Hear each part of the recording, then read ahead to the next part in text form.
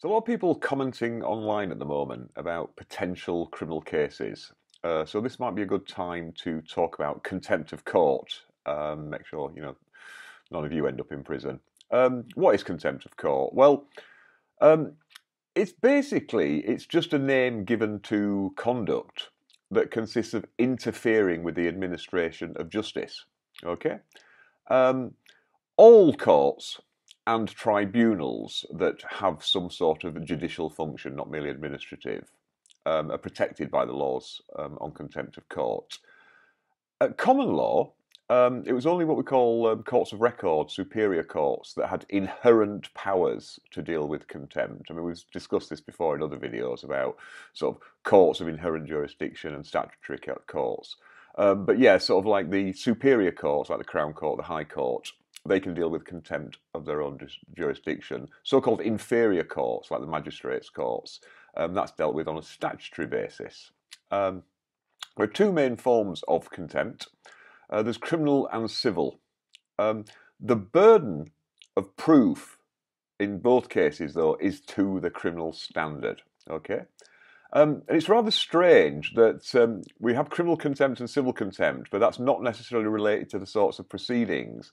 So, say for instance, you burst into a county court hearing and start waving machete around. That would be a criminal contempt. But if you disobeyed a court order that was purely administrative, even if it was a criminal case, that would actually just be a civil contempt. We're talking mainly about criminal contempt, though. Criminal contempt is conduct that it's not just not complying with court orders or anything like that. We've got like a really serious interference or attempt at interfering with the administration of justice, and like I say, that can either be a criminal trial or a civil trial. It's basically showing such willful disrespect for the court that you challenge or affront the court's authority. Okay. Now, with criminal contempt, in criminal proceedings, you can commit this before, during, or even after criminal proceedings. But with civil proceedings, it's only during the course of the proceedings. The actus reus of contempt, well, what do we mean by actus reus? As we've discussed before, there are always two elements to a crime. There's the act itself, and then there's what you were thinking about while you were committing the act. And the actus reus in criminal proceedings, for criminal contempt, is an act or omission which creates a real risk of prejudice to the administration of justice. It doesn't actually matter if you're successful or not, if the proceedings are actually prejudiced. It's enough that the act could do that or could pose a risk of that. Now, the mens rea element, what do we mean by mens rea? That's the mental element, what was in your state of mind at the time. That's an intention to interfere with the administration of justice. However, because how do you prove what's in somebody's mind?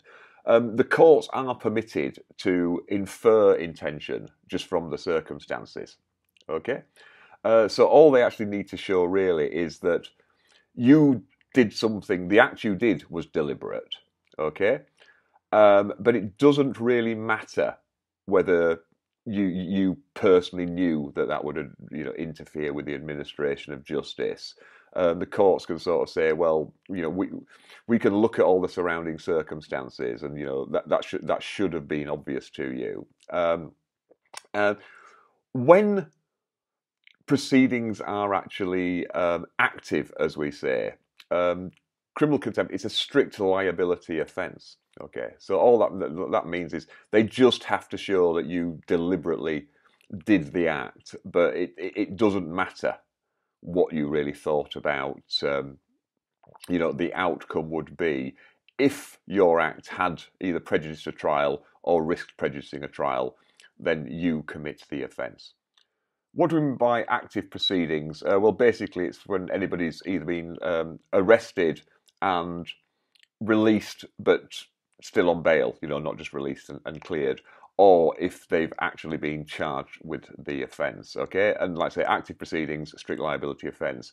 You can, however, even if proceedings haven't been initiated yet, you can still commit contempt, but there they actually have to show that you intended to somehow interfere with the course of justice. So what could that be? Well, it could be something like at a very early stage, if you were to start posting information about, say previous criminal conduct or something like that, and at a trial, that might have been inadmissible, because we have what we call bad character applications. It doesn't automatically go in. I mean, it usually does go in these days. But theoretically, there might be evidence that isn't admissible and the jury shouldn't be hearing. But if you're sort of publicising it all around town, so everybody, so it'd be very hard to find a jury that wasn't tainted. That could amount to a contempt. Similarly, it could be disparaging the victims. Certain offences, the victims have anonymity for life. And if you were to name them, that would probably, well, almost certainly would be held to, in fact, it would be held to be a contempt because that has actually happened. Where, say, you were sort of naming people, because the idea is that, that would discourage people in future from coming forwards. So, yeah, so even if, and this might be very, very relevant at the moment, even if no criminal proceedings are underway, but you basically want to, you would like to, sway any potential jurors one way or the other, or just the public at large, then yes, you could actually be done for contempt even at that stage. What's the procedure if you're done for contempt? Courts can actually deal with contempt themselves on a summary basis. However, that is very much restricted to situations where there's an immediate and apparent risk of interference with the course of justice, and it needs to be dealt with there and then so that a trial can continue or something like that. If there's no real urgency, or if the trial was abandoned anyway, but in all of the circumstances, then it's prosecuted. Needs the consent of the Attorney General actually, but it's prosecuted like any other crime. So by a different judge and potentially with the jury. I mean, also magistrates' courts have their own procedures as well. You also get, like, in civil contempts, the court of their own volition can deal with that, or parties can, apply to hold somebody in contempt, like, a witness who hasn't cooperated, so other side witness who hasn't disclosed something or something like that. That is usually just dealt with by the trial judge because it's just part of the proceedings. But for what we're talking about here mainly, which is criminal contempt, it goes off and it is effectively you are on trial. Just to be known, with civil contempt, even if you end up in prison, that's not a criminal offence. So you don't have a criminal record, but you do if you're done for criminal contempt. So in summary, you can see what I'm getting at is the risk that if people are on social media commenting about particular particular cases or potential cases, there is a real risk of contempt because, as we've said, if these proceedings become active, then the strict liability publication rule comes in. So if you publish anything that prejudices a trial or risks prejudicing a trial, then it doesn't really matter what your intentions were. You commit the offence. At a stage where proceedings haven't started, nobody's been arrested or charged, then yes, it would have to be shown that you intended to interfere or pervert the course of justice or somehow spoiler the trial.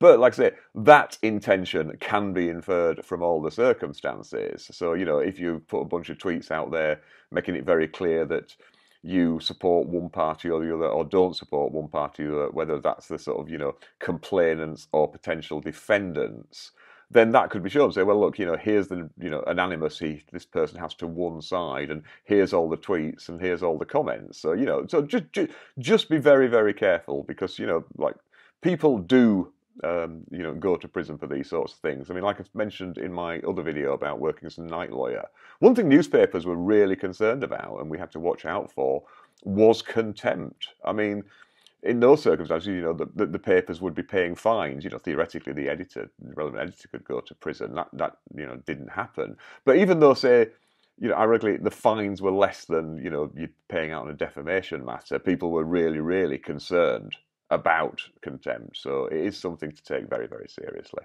Don't want to see any of you in prison. But anyway, hopefully you found that useful. If you did, as always, please consider clicking the like button, subscribing and sharing.